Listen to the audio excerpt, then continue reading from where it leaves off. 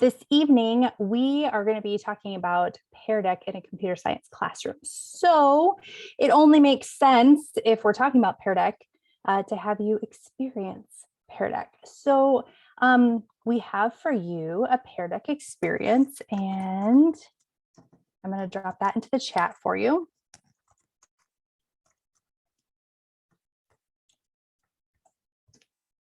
All right, so if you click on that link that I just shared in the chat, I'm going to go ahead and share my screen now too, so that we kind of have both things going here. We'll let everybody get situated.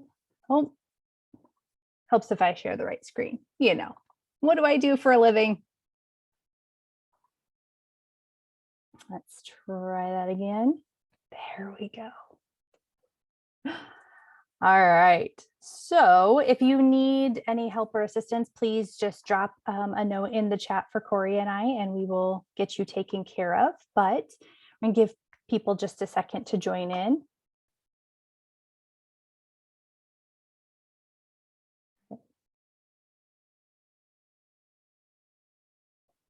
Looks like almost everybody's there.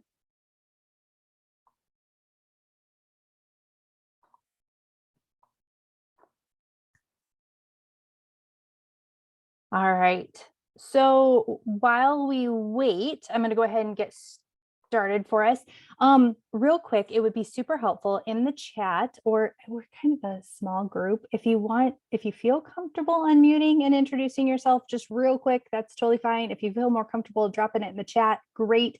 But what I'd love to know, obviously I see your names on the screen, so that's good, but I'd love your district, what grade level or levels that you serve, and just curious on your familiarity with Pear Deck. So if you want to unmute and say those things, or if you want to drop it in the chat, that's great.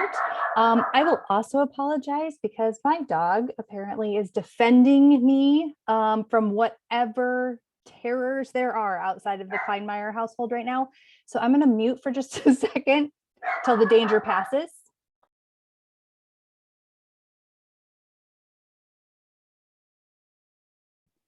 I can start. Go ahead. I'm Liz Felsky. I teach a lot of things at Janesville, just north of Cedar Falls. This year I teach second and third grade tech, high school computer science, and I'm K-8 tag. Well, welcome, Liz. Sounds like you do all the things. Awesome. Yes. Awesome. I am going to real quick introduce Carrie Hillman, who is one of my colleagues on the ITEC board. She is from Nevada, and she does all the way from early childhood all the way through 12th grade and helps support as a tech integrationist. So I also know, Carrie, I'm totally ratting you out. She's joining us from softball practice tonight, so she's going to keep her camera off for us. But who else wants to real quick introduce? I promise there's a reason I'm asking you to do this. I can. I'm Tracy Wingert, and I'm in the Lamar's Community School District up in the northwest corner. I am the middle school and high school technology instructional coach.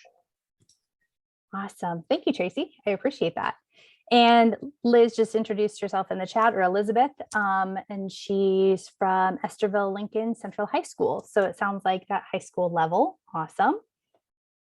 Cheryl Dales, and I'm from East Elementary and Ankeny Schools, K-5, digital learning teacher, and I haven't used Pear Deck for a while. We used it quite a bit during online learning and remote learning, but just haven't used it much this year.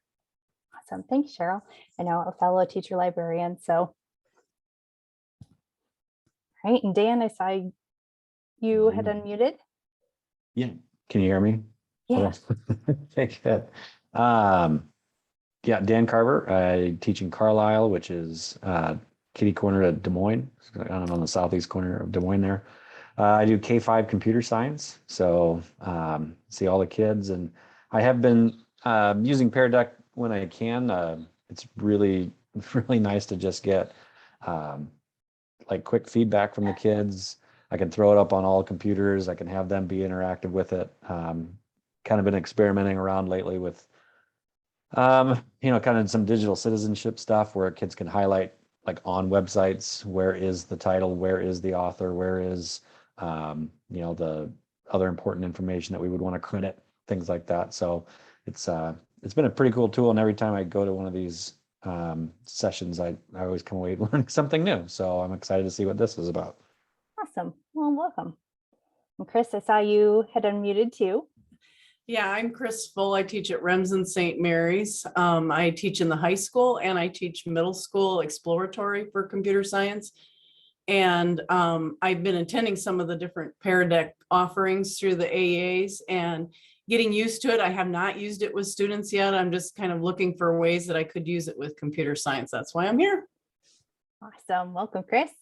And I know our friend Marissa Dahl introduced herself in the chat. And so she's from Heartland AEA and is also a digital learning consultant. So she was just talking about how she's been using some Pear Deck in lots of trainings, which is awesome. So we're glad to have you here, Marissa. And I know we have one more friend, Natalie is in the house. I'm so excited. She's also introduced herself in the chat.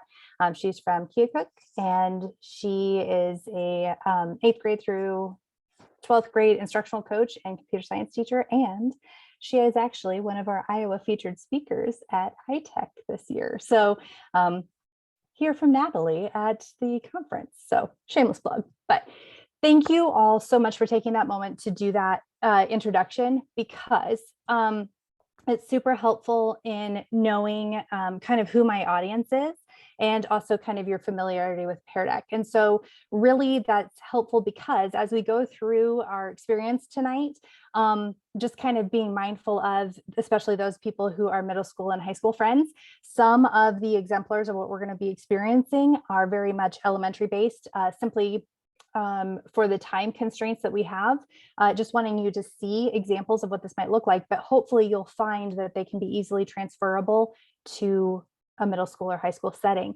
But like I said, just trying to be aware of and know who the audience is for our experience today. So with that, let's dive in. So we're so glad that you're here for our Pear Deck Power for the computer science classroom. As Corey and I have kind of introduced ourselves, hi, I'm Lynn. I'm here as a representative for our ITEC board. We are super excited that we get to link arms with CSTA Iowa for this experience.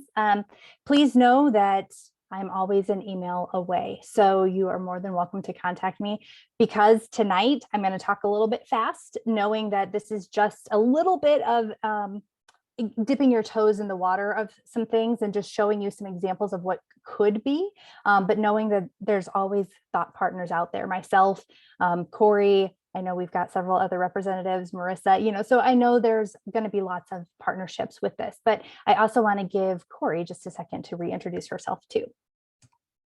I'm Corey. You guys get lots of emails from me, so you know how to get a hold of me. Awesome. Well, okay. So tonight, talking a little bit about the power of Pear Deck in a computer science classroom and thinking about the when, the how, and really, quite frankly, the why. One of the things that I absolutely love about Pear Deck is that it naturally can couple with not only the curriculum and the resources that you're using, but also really when you think about your instructional strategies that you're using in your computer science classrooms. So one of the things that I think is super exciting is that Pear Deck really does help support that learning process in conjunction with whatever instructional strategies or models that you're using. So tonight, as we're talking, we're going to be introducing some resources, and I'm wanting to make sure that you're aware of things like the paired programming. So when we talk about that, we're going to be sharing that later on in our session, but wanting to highlight for you the resources there. So if there's some of these things that might not be familiar for you, allowing you to go back and to reference the resources that we have just to continue to learn build your capacity while you're learning about Pear Deck as well. But the other thing that I really appreciate about Pear Deck is that can be leveraged and used throughout the learning process. And so as we work our way through some examples tonight, wanting to raise your awareness of these icons that you're going to see and kind of what they represent.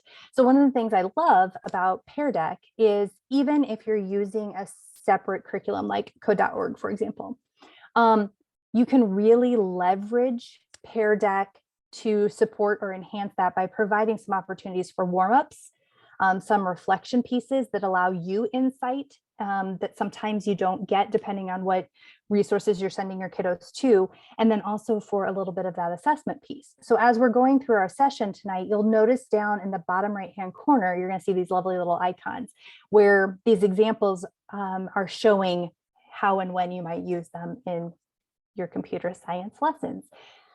So with that, just kind of setting the stage for what you're going to experience, because now we are going to harness the power of Pear Deck interactions. One of the things I love about Pear Deck is that it really truly is meant to engage students. And when we talk about engaging, it's about inviting your students into the learning process and allowing them the space to actually own the learning.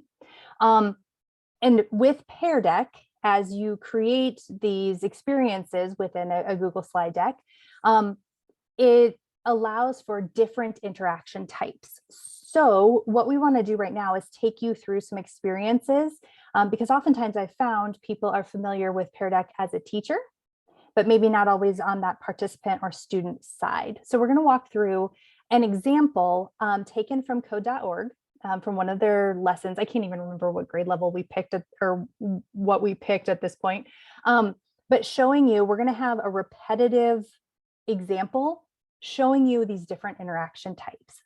So the first experience, and yes, I do want you to participate in this. So the first type of interaction type when you're creating Pear Decks is a text interaction example. So what we did, Corey and I took a quick screenshot of one of the code.org lessons. And so this is an example of how we can really start to get our students thinking about language and the importance of the specificity of the language that we use and the commands that we are actually beginning to code. So give it a shot. Using this image, this lovely little bee and the flower and the honeycomb, what commands would you give that bee to successfully collect the pollen from the red flower and then make honey?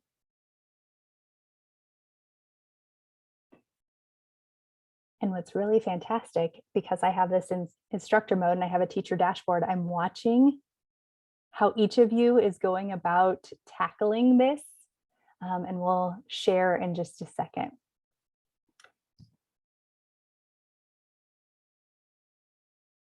Oh. There's a few people not joined. So while folks are working, I just thought I'd put the join code Okay. up for a minute, and then I promise I'll move it down again. Okay, thanks, Corey. I was like, what's happening?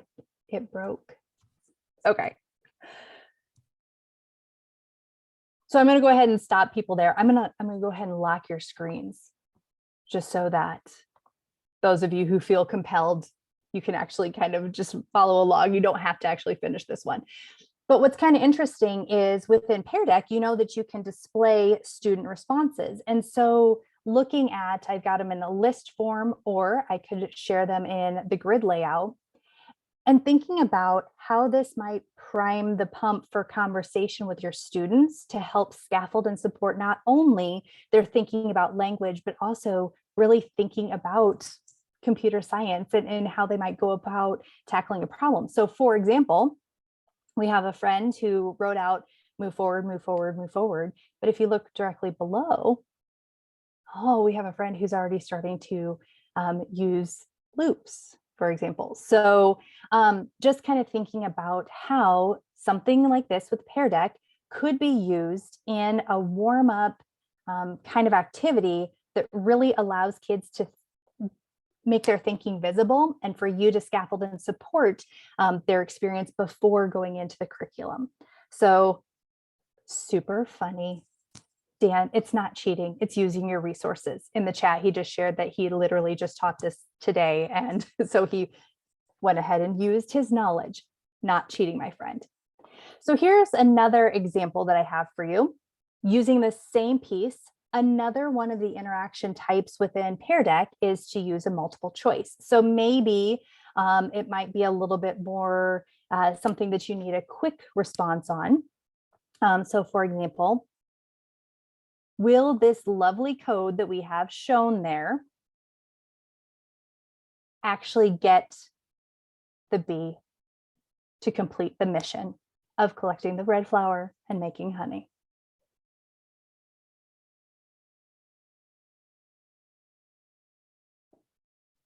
And survey says, most of you are saying, no, it will not.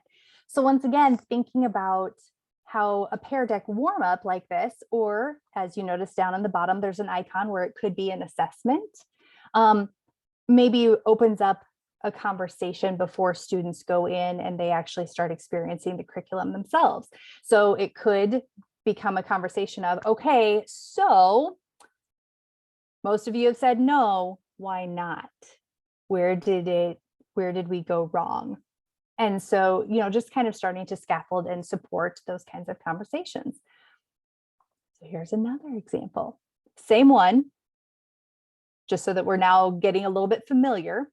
But this is an example of a number interaction. So we are starting to maybe scaffold and support the idea of a new concept and allowing kids to experience that once again before going into the actual curriculum or an actual experience.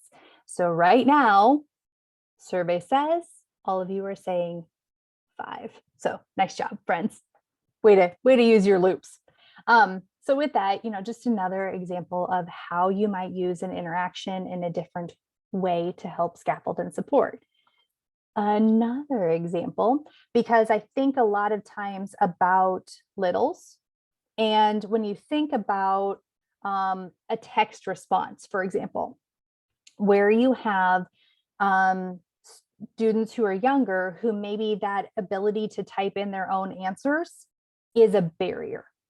Well, thinking about there's lots of interaction types within Pear Deck that could scaffold and support. Now, obviously, we're going to talk a little bit about some of the other built-in features of Pear Deck that could help your kiddos have an interaction experience that's a positive one. For this one, obviously, there's a lot of text on the slide. So it might be that you need to kind of talk through, but like having the kiddos look at, and then when you share the response, here I've got it stacked and survey says that middle response is the correct one. So you could talk through kind of, okay, so we all said the same one. Why didn't we pick the other two? And just kind of continuing to scaffold and support their thinking so that they can begin to articulate and make comments. Chris, I know you were talking about before needing one of your former students sharing, kind of that whole idea of being very cognizant of and sharing their thinking and making sure that they're transparent with why they're doing what they're doing. This would be a great way to have that entry point. So another example would be a drawing interaction. And one of the things I appreciate about the drawing is that you do have the ability to actually, like, you have that lovely little pencil or the marker piece. But one of the hidden gems is that a lot of times with the drawing interaction, people forget about there's also a typing tool. So as I start looking, it looks like there's a couple friends who are circling. And then this is a nice hack, for a lack of a better term, because one of the things that Pear Deck does not allow is multiple types of interactions on a slide. So one of the workarounds is to use the drawing and then your students can do a text response within it. So just a little workaround there. So looks like several people are all circling kind of that top part about it repeating 6 times being an issue that would be a problem within the code. And then also a lot of you are circling the placement of that moving north. So I'm curious, using the text tool, what needs to be corrected to make the algorithm successful? So as I'm kind of looking, I didn't leave you a very big space for that one to actually respond, did I?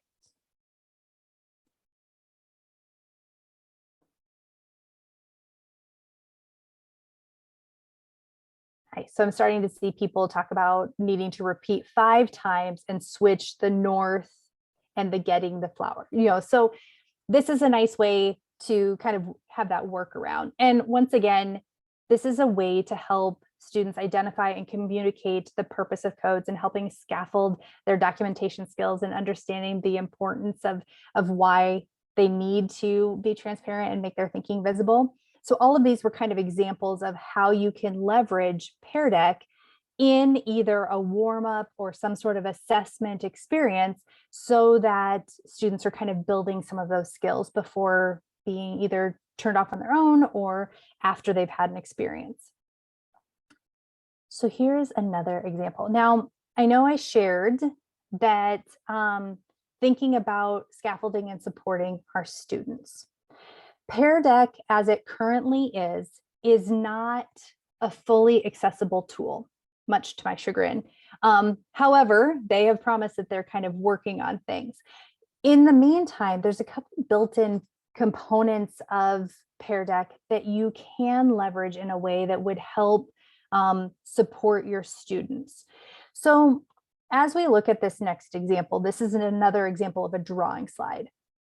But you'll notice across the top that there's this lovely little icon here that shows that audio is included on the slide. Now, normally when you include audio, it will go up in the top right-hand corner. I just moved it over for you. On your screen at the bottom, you'll see the lovely little headphones. This is an example of a time where I've added a little audio to support instructions. For example, students who maybe have not had the experience with an unplugged coding activity, that squiggle in the second box of this whole pathway actually indicates that you're supposed to color and fill in the box. So if you were to click on the headphones, I've provided that instruction and that deepened understanding. This might also be where you read some of the text on the slide for your students to scaffold and support them. But this is what I'm calling a replugged activity.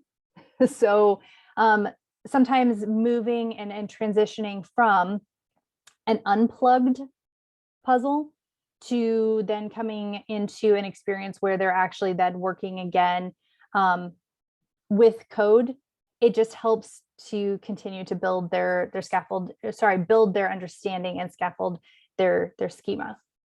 So, and I see several of you are in the process of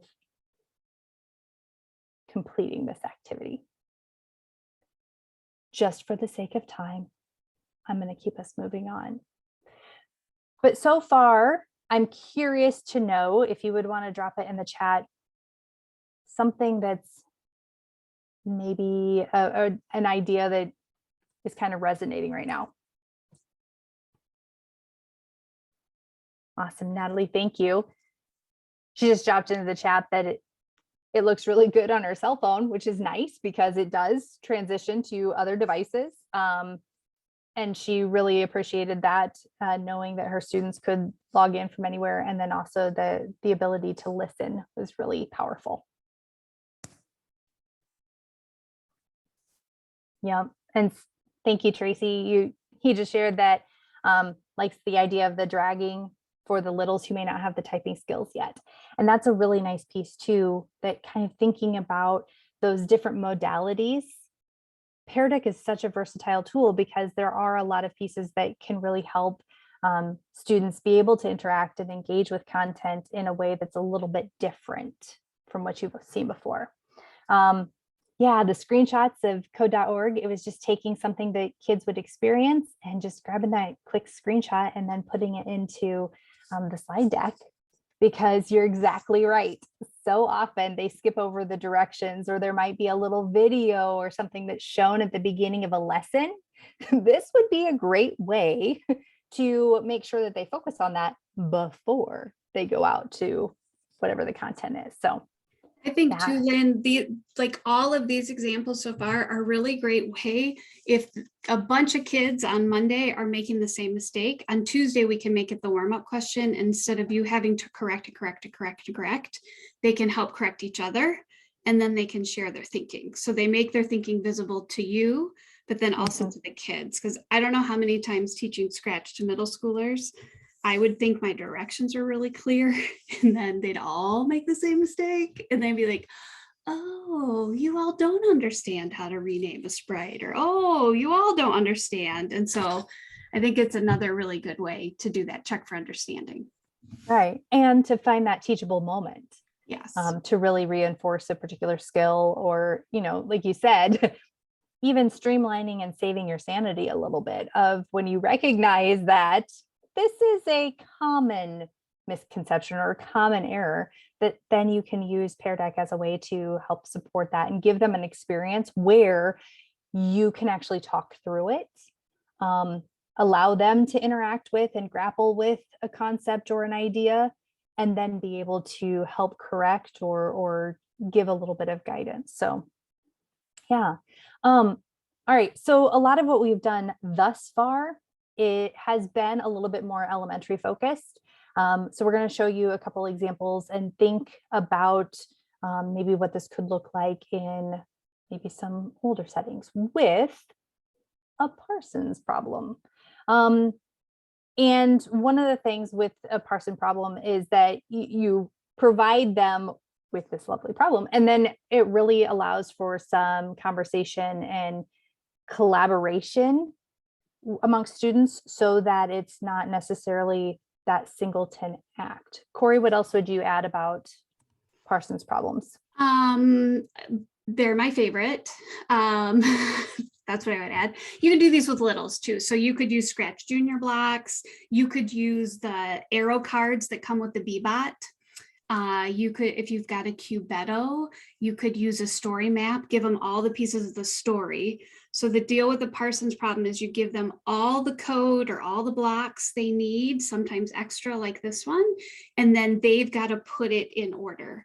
So I loved it as a middle school computer science teacher because syntax is always a big barrier for kids. And so it allowed me to check for understanding of the concepts without having to worry about the syntax involved. So I think they're a great tool to kind of do a real quick check for understanding, especially after paired programming. You can check both students' understanding on a concept without having to do something that's going to take a ton of time for you. In this example, with this, we took once again, a screenshot.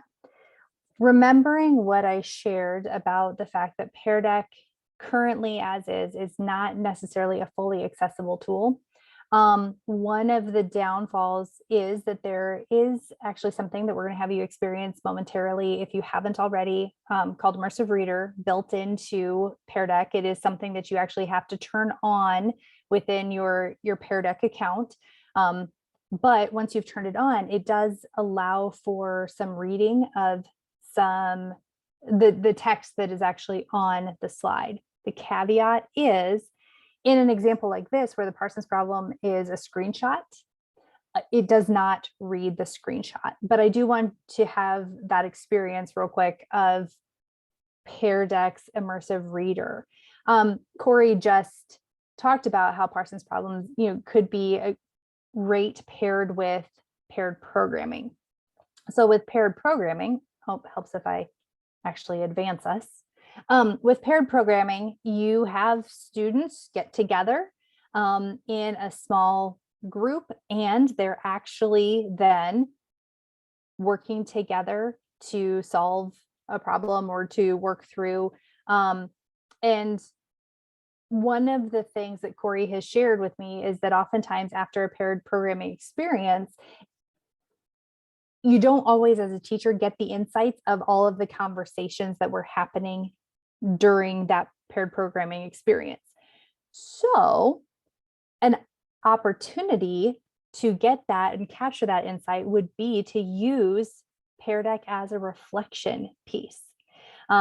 So within the paired programming reflection, considering some of the questions that you might ask your students. Now, once again, I don't know that you necessarily need to ask all of these questions, picking and choosing, but just giving some examples of some times where you're actually having your students reflect on the experience, to help you gain insight of how did that partnership work and what were some of the things that went really well, but also helping the students reflect on their individual experience too. Now, I love that you guys are going through and answering these. Love it. Because obviously you haven't actually had a paired programming experience, but I love that, Dan, that you went through and you're a rock star. Dan's sharing all the things that happened in his classroom today. That's what he's doing. I can just tell. It's the best response ever. But what I wanted to show you on this particular slide, for those of you who maybe haven't experienced this before, along the bottom of your screen, you see something that looks kind of like a book. And if you click on it, that opens up Immersive Reader. And so what Immersive Reader allows for is students to be able to have the support of being able to hear any of the text that's on the slide. Is it 100% perfect? Nope. But it is a way to help and support, for example, students who are maybe needing that extra support as readers to actually be able to hear the text being read aloud to them. What's really great about that too, is that there's the customization of that experience for students too. They can make the font bigger if they need. They can adjust the spacing. They can actually put on a screen masker, so that they can kind of scroll through if there's a lot of text on the slide. So it's actually really great because it really allows students to customize that experience for themselves. And Natalie just shared that it's great for ELL students as well. So there's a lot of really great power within Immersive Reader. Once again, it does not make everything fully accessible. So if you have images, if you have things that are conveying meaning, you're still going to have to think about a different way of helping scaffold and convey that meaning for your students. But it's an opportunity to capitalize on.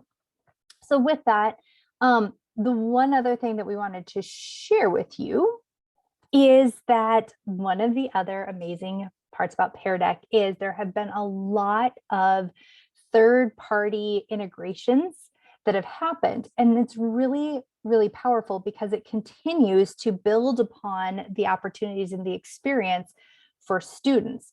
So one of the other interaction types that I didn't mention previously is the website interaction, where you can actually take a site and you can drop that URL into your Pear Deck so that students don't actually have to leave the Pear Deck experience to interact.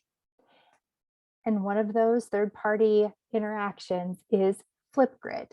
So it's such an amazing tool. Just kind of give me a thumbs up with your interactions if you're familiar with Flipgrid. Okay, looks like most of you are. Yay. Because once again, you think about the interaction types, and when we have our students interacting, especially if it's a text-based interaction, that can be a barrier for some students. Littles to bigs all the way through. And so sometimes you get more from a conversation with your students and getting those insights when they're actually able to talk you through an experience. And so one of the strategies that some of you might be familiar with is rubber ducky debugging. So this is an example of how you could pair one of those instructional practices with that integration within Pear Deck to allow students to actually make their thinking visible. Now, I'm not going to necessarily make you actually record a Flipgrid. I just wanted you to see what this looks like, because on your screen, of course, you're seeing that if you were to click in and log in, then you'd be able to record the video. But so powerful, because if you actually were to go through and log in, you record your video right there without ever leaving the Pear Deck. So it's pretty powerful to be able to have that all in a one-stop shop. What does that look like then on your end? Like, on my end, I would still have to go, in order to watch the videos, I do have to go Yeah. out to Flipgrid. okay. So yeah, So but you wouldn't grade within Pear Deck, but you could go within Flipgrid and figure that yeah, out. Okay. yeah, for Okay. you as a teacher, you still have to go out, Sure. but the kiddos don't, which sometimes, you know, when you think about the cognitive load of like all the things that they're juggling, and you think about that lift for them mentally to have to go all the sites, it's a nice way to kind of remove some of that. Adds it back to your plate, but you know, so that's been a lot of talking and a lot to throw at you pretty quickly, and you have been an amazing audience. So I'm curious, just a little bit of feedback for Corey and I, to kind of find of what you just heard. And obviously this is not the end all be all of all the things. And there are going to be, I'm sure, some opportunities that you create for your students that are absolutely amazing and are specific to the curriculum or the resources that you're using. But we're curious, what's something that you're excited to try, or an idea that you're excited to share?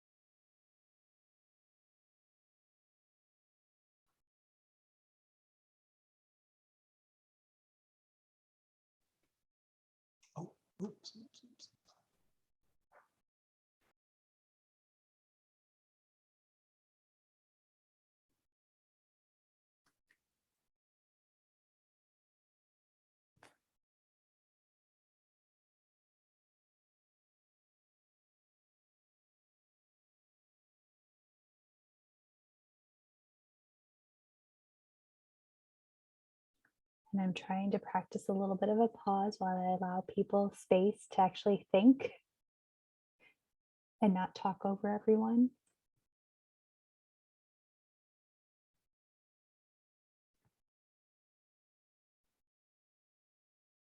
But as you are continuing, just wanting to share some of the responses. And I love, you know, Pear Deck in real time. You can kind of see as people continue, but awesome. I'm glad as I look through that there has been something that's resonated for you.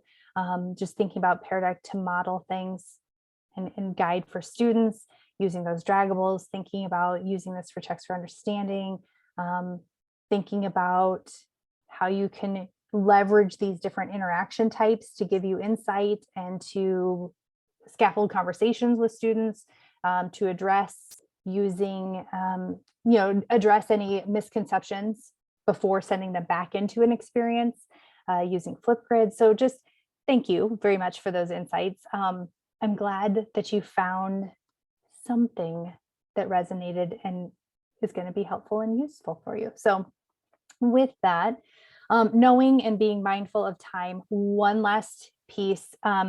We did have you log into this Pear Deck experience because at the end, I will be sending the takeaways to you. So you'll get that lovely document that has all of your personal reflections, which actually get to be like almost a commitment to yourself of maybe some things that you learned tonight that you wanted to try. Because if you're like me, it's almost 8 o'clock on a Thursday night, and who knows if I'll remember anything by tomorrow morning, but you in your inbox will have this lovely commitment to yourself, in addition to the slide deck that Corey and I put together with some examples. Hey, I'm just keeping it super real, friends, super real. But also wanting to share with you some additional places, because obviously Code.org is just one place to go and look for some resources, but also thinking and empowering you to think about, and I love that Corey did this, look at CS resources that pair nicely. See what she did there? If we're not having fun, it's not worth it, right? I mean, come on. I mean, it's the small things in life, right? So Lynn, I did want to Little things that address. make life worthwhile. Oh no, and I froze. You did phrase a little bit. Lynn, what I would love to share, because I saw both Chris and I feel like Dan kind of addressed it, is I'm not sure if there are a library of Pear Decks yet that go along with code.org curriculum. That's something Lynn and I talked about, is it might be nice for us to maybe think about building some of those out, especially for Unplugged. So that's something that we can explore if it would be of use to you, which I feel like I'm seeing maybe it would be. So there isn't really a good like curated spot for Pear Decks, is there? Not, I mean, they have the Pear Deck Orchard, which maybe we can kind of continue to push on them just a little bit. The Pear Deck Orchard is all of their pre-created templates and slide decks that you can use and pull from. There's actually a hidden Pear Deck Orchard, and the problem is it's actually called the Orchard 2, which is teacher generated things, but I'll be honest, I don't know how you get your stuff shared there. So I'm thinking that it might actually be worthwhile to just kind of create a repository amongst ourselves of, hey, here's a Pear Deck slide deck that I created, and you could drop them into a folder. People could make copies of them. You know, that would be, in my mind, something that would be fairly easy to create, because sharing is caring. Any of you who've worked with me for a hot second know that I live my life by inspirational phrases, and we got to work smarter, not harder. But I mean, so here's what I would say, because Marissa and I are both on the statewide computer science AEA team. So if there are certain unplugged lessons for those of you teaching fundamentals, or if you're like Chris and you're doing computer science discoveries or principles, if there's certain lessons you would really like us to prioritize, I think maybe Marissa and I, and we're going to rope Lynn into it, but we'd be willing to at least get some started to share with you, and then would love to iterate. But if part of what we can do is lift the creation piece off for you so that you can use it with kids, that we would love to do that. So, and then here's what I'd love to share with you. If you're new to Pear Deck, there is a Pear Deck handbook. So that's what that first link is. When Lynn shared the unplugged, what we also are calling replugged activities, if you're not aware of the website csunplugged.org, it's an awesome resource for unplugged activities that you could adapt with Pear Deck. Tim Bell, who's the creator of that, was a keynote at the virtual CSTA conference this summer. He talked about how powerful it is to take kids from an unplugged activity and then ask them to code it. So whether you take them from Unplugged to Scratch or Scratch Junior or Unplugged to Python, that really helps to solidify their learning. So that's a good resource you can use with Pear Deck. Parsons Problems, again, Corey's favorite. If you are in Scratch, there are some pre-made programs that kids can go in. So all the blocks they need are there. So they just have to do the Parsons project. So you don't have to, you just give kids that link and then they can remix it. You can do a check for understanding that way. And then I gave you some Python examples as well for secondary folks. Paired, if you are wanting some resources to use with kids for paired programming, do any of you use the Scratch Debug It Studios? Does anybody? I think even for secondary kids, they are broken programs in Scratch. So you can assign them to kids or groups of kids is what I would do.